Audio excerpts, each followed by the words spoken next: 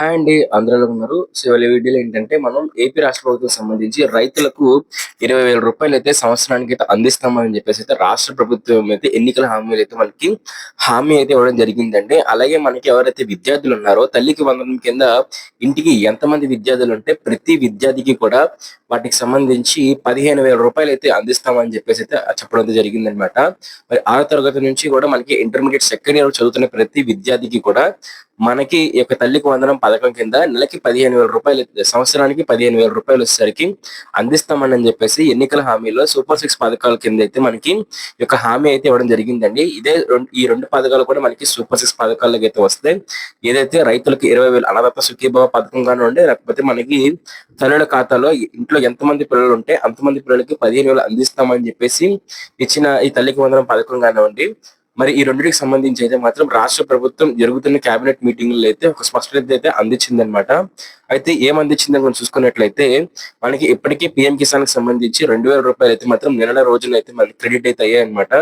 అయితే ఈ రైతులకు సంబంధించి మొదటగా చూసుకున్నట్లయితే మనకి రూ. 20,000 అయితే మనకి రాష్ట్ర ప్రభుత్వం అందించబోతుంది. అయితే ఇందులో రూ. 6,000 వచ్చేసరికి మనకి ఏదైతే పీఎం కిసాన్ డబ్బులండి, మనకి సంవత్సరానికి 3 విడతలుగా పడే రూ. 2,000కి సంబంధించి ఈ యొక్క పీఎం కిసాన్ డబ్బులైతే ఉండబోతున్నాయన్నమాట. ఆ తర్వాత మనకి రూ. 14,000 అయితే మిగిలిపోయి ఉంటాయన్నమాట. ఈ రూ. 14,000 వచ్చేసరికి మనకి 2 విడతలుగా అంటే రూ. 7,000 ఒకసారి, రూ. 7,000 ఒకసారి అయితే మాత్రం మనకి రాష్ట్ర ప్రభుత్వం అయితే రిలీజ్ చేయబోతుందండి. లేకపోయినట్లయితే మనకి ఒక నిర్ణయాలు మారినట్లయితే ఒకేసారి రూ. 14,000 కూడా మనకి నిధులైతే మాత్రం రిలీజ్ అయ్యే అవకాశం అయితే ఉంది. అయితే ఈ నిధులనైతే మాత్రం రాష్ట్ర ప్రభుత్వం మనకి ఏదైతే ఏప్రిల్ నెలలో అయితే రిలీజ్ చేయడానికి అయితే సిద్ధమైతే అవుతుందండి. అలాగే మనకి తల్లికి వందనం సంబంధించి కూడా చూసుకున్నట్లయితే ఈ యొక్క నిధులు అనేవి ఏవైతే ఉన్నాయో వాటిని సంబంధించి ఇంట్లో ఎంతమంది పిల్లలు ఉంటే అంతమంది పిల్లలకు, అలాగే మీకు రేషన్ కార్డు ఉండి మీరు కానీ దగ్గర కింద స్థాయిలో ఉన్నట్లయితే మధ్యతరగతి కుటుంబం కానీ పేదవారు కానీ అన్నట్లయితే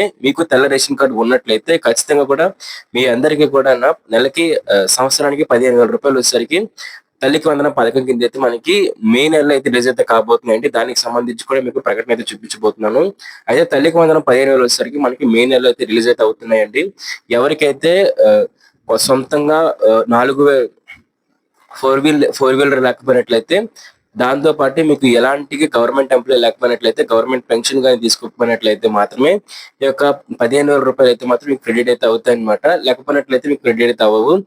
మీకు పాతగా అమ్మఒడి కానీ క్రెడిట్ అయినట్లయితే ఖచ్చితంగా ఈ తల్లికి వందనం సంబంధించి పథకం కూడా నిధులైతే మాత్రం ఖచ్చితంగా రిలీజ్ అయితే అవుతాయన్నమాట. సో ఇది ఫ్రెండ్స్ మనకి తల్లికి వందనం పథకానికి సంబంధించి, అలాగే అన్నదాత సుఖీభవ పథకానికి సంబంధించి లేటెస్ట్ అప్డేట్. అలాగే ఏపీ రాష్ట్ర ప్రభుత్వం సంబంధించి లేటెస్ట్ అప్డేట్, లేకపోతే ప్రతి పథకానికి సంబంధించి ప్రతి సమాచారం మీరు తెలుసుకోవాలనుకున్నట్లయితే ఖచ్చితంగా మన యూట్యూబ్ ఛానల్ సబ్స్క్రైబ్ చేసుకోండి. కిందనే కనిపిస్తున్న సబ్స్క్రైబ్ బటన్ మీద క్లిక్ చేసి పక్కనే కనిపిస్తున్న గంట సింబల్ కూడా ఆల్ లో పెట్టుకున్నట్లయితే ఏపీ రాష్ట్ర ప్రభుత్వం నుంచి ప్రతి ఉద్యోగ సమాచారం, పథకాల సమాచారం అన్ని కూడా మీకు అందజేయడం జరుగుతుంది అనమాట. So thank you friends, bye.